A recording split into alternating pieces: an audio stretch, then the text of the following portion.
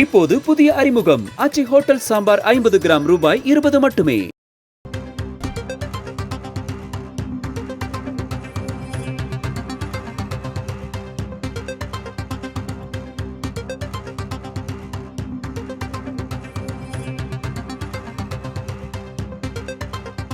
மற்றொரு அண்மை செய்தியை பார்த்துக் கொண்டிருக்கிறோம். டெல்லியில் 12ஆம் வகுப்பு வரை மாணவர்களுக்கு நேரடி வகுப்புகள் நடத்தக்கூடாது என்று உச்சநீதிமன்றம் கூறியிருக்கிறது. டெல்லி தலைநகர் பகுதியில் உள்ள மாநிலங்கள் உடனடி நடவடிக்கை எடுக்க உச்சநீதிமன்றம் உத்தரவு ஒன்றை பிறப்பித்திருக்கிறது. டெல்லியில் 12ஆம் வகுப்பு வரை மாணவர்களுக்கு நேரடி வகுப்புகள் நடத்தக்கூடாது என்று உச்சநீதிமன்றம் கூறியிருக்கிறது. டெல்லியில் நாளுக்கு நாள் காற்று மாசு கூடுதலாக ஏறிக்கொண்டே இருக்கிறது. இந்த நிலையில் டெல்லியில் காற்று மாசு காரணமாக ஆன்லைன் வகுப்புகள் நடந்து வருகின்றன. இந்த நிலையில் டெல்லியில் 12ஆம் வகுப்பு வரை மாணவர்களுக்கு நேரடி வகுப்புகள் நடத்தக்கூடாது என்றும் டெல்லி தலைநகர் பகுதியில் உள்ள மாநிலங்கள் உடனடி நடவடிக்கை எடுக்க வேண்டும் என்றும் உச்சநீதிமன்றம் உத்தரவு பிறப்பித்திருக்கிறது.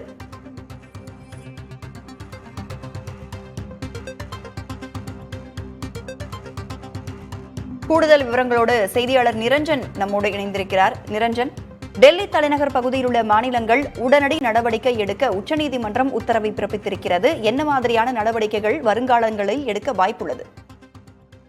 ராதா, டெல்லி சுற்று வட்டார மாநிலங்கள்ல காற்று மாசுபாடு நிலவுது அப்படின்னு வெறும் வார்த்தைகள்ல சொன்னா அது எந்த அளவுக்கு அது மக்கள் விளங்கி கொள்வாங்க அப்படின்றது சந்தேகத்துக்குரிய விஷயம் தான். அந்த அளவுக்கு காற்று மாசுன்றது ரொம்ப ரொம்ப மோசமா இருக்கு. இங்க இருக்கக்கூடிய பெரும்பாலானவர்களுக்கு மூச்சு திணறல் ஏற்படுறது, இருமல் இருக்குது அப்படின்னு நிறைய பிரச்சனைகள் இருக்கு. அதுலயும் குழந்தைகள் தான் பெரிய அளவுல பாதிப்பை சந்திக்கிறாங்க.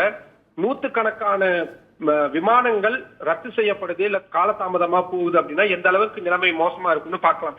இது சம்பந்தமான விவகாரத்தை இப்ப நம்ம எவ்வளவு கவலையா அதை பாக்குறோமோ அதே கவலையோட உச்சநீதிமன்றமும் இந்த விவகாரத்தை பார்த்தாங்க. உச்சநீதிமன்றத்தில் அபய சோகா தலைமையிலான அமர்வு விரிவா விசாரணை நடத்திட்டு வந்த நிலையில இன்னைக்கு பல இடங்கள்ல காற்றினுடைய தர குறியீடு 1000க்கும் அதிகமான எண்ணிக்கையில இருக்குது.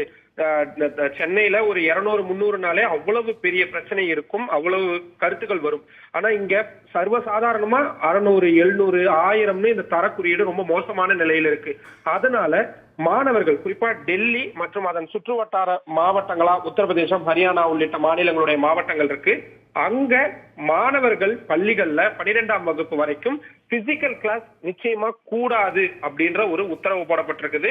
ஆன்லைன் கிளாஸ் தான் நடத்தப்படணும் அப்படின்ற ஒரு உத்தரவும் அவங்க போட்டிருக்கிறாங்க. விடுமுறை விடுறது மாதிரியான விஷயங்கள் எல்லாம் அந்தந்த மாவட்ட நிர்வாகம் முடிவு செய்து கொள்ளலாம் அப்படின்ற ஒரு அறிவுறுத்தலும் கொடுக்கப்பட்டிருக்கு.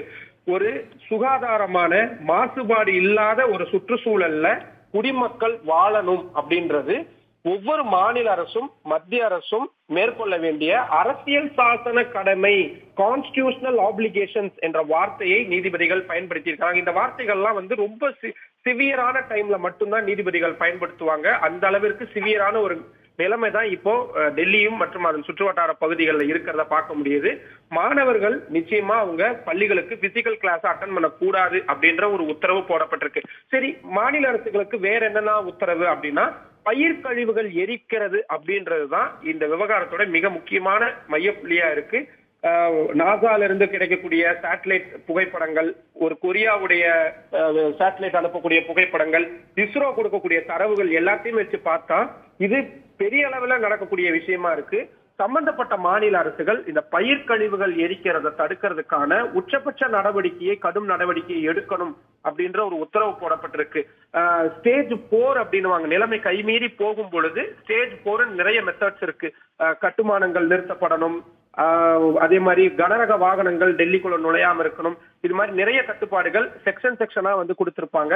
அவை அனைத்தையுமே இம்ப்ளிமெண்ட் பண்ணணும். அதை எல்லாத்தையும் உடனடியா செயல்பாட்டுக்கு கொண்டு வாங்க அப்படின்னு மத்திய அரசுக்கும் சரி மாநில அரசுகளுக்கும் உச்சநீதிமன்றம் ஒரு உத்தரவாவே போட்டிருக்கிறாங்க. டெல்லியில் மற்றும் சுற்றுவட்டார பகுதிகளில் நிலவக்கூடிய காற்று மாசுபாடு கவலை அளிக்கக்கூடிய விஷயமா இருக்குது அப்படின்ற ஒரு ஆதங்கத்தையும் உச்சநீதிமன்ற நீதிபதிகள் வெளிப்படுத்தி இருக்கிறாங்க. ஒவ்வொரு வருஷமும் இந்த மாதிரியான மெஷர்மெண்ட் சொல்லுவாங்க. ஆனா ஒவ்வொரு வருஷமும் டெல்லி மற்றும் அந்த சுற்றுவட்டார பகுதி மக்கள் தொடர்ந்து இந்த காற்று மாசுபாடுனால பாதிக்கப்படுறது நடந்துகிட்டே தான் இருக்கு. இப்போ குளிரும் ஒரு பக்கம் அதிகரிச்சுட்டு வருது, காற்றோட்டம் சற்று குறையும் பொழுது இந்த தூசியும் இந்த காற்று மாசுபாடும் அப்படியே தங்கீரும் பெரிய பிரச்சனைகளை தான் ஏற்படுத்திக்கிட்டு வருது. உச்ச நீதிமன்றம் உத்தரவு போட்டிருக்கிறாங்க. ஆனா அதெல்லாம் சரிவர இம்ப்ளிமெண்ட் ஆகுமா அப்படின்றதெல்லாம் பார்க்க வேண்டியது இருக்கு. பட் உச்ச நீதிமன்றம் நாங்க தொடர்ந்து கவனிப்போம். வரும் வெள்ளிக்கிழமைக்கு இந்த வழக்கை விசாரணைக்கு ஒத்தி வைக்கிறோம். அன்றைய தினம் என்னென்ன நடவடிக்கை எடுத்திருக்கீங்க அப்படின்ற மொத்த டீட்டெயில் எங்களுக்கு கொடுக்கணும்னு சொல்லியிருக்கிறாங்க. பாப்போம் ராதா, இன்னும் என்னென்ன விஷயங்கள்லாம் மத்திய மாநில அரசுகள் பண்ண போறாங்க அப்படின்றது. டெல்லியில் காற்று மாசு காரணமாக டெல்லியில் உள்ள மக்கள் கடுமையாக பாதிக்கப்பட்டிருக்கும் நிலையில் டெல்லியில் 12ஆம் வகுப்பு வரை மாணவர்களுக்கு நேரடி வகுப்புகள் நடத்தக்கூடாது என்று உச்சநீதிமன்றம் கூறியிருப்பதோடு டெல்லியில் காற்று மாசு அபாய கட்டத்தை எட்டியுள்ள நிலையில் மாநகராட்சி நிர்வாகம் உடனடி நடவடிக்கை மேற்கொள்ள வேண்டும் என்ற உத்தரவையும் உச்சநீதிமன்றம் பிறப்பித்திருக்கிறது. கூடுதல் விவரங்களை வழங்கியமைக்கு நன்றி நிரஞ்சன். இப்போது புதிய அறிமுகம் ஆச்சி ஹோட்டல் சாம்பார் 50 கிராம் ரூபாய் 20 மட்டுமே.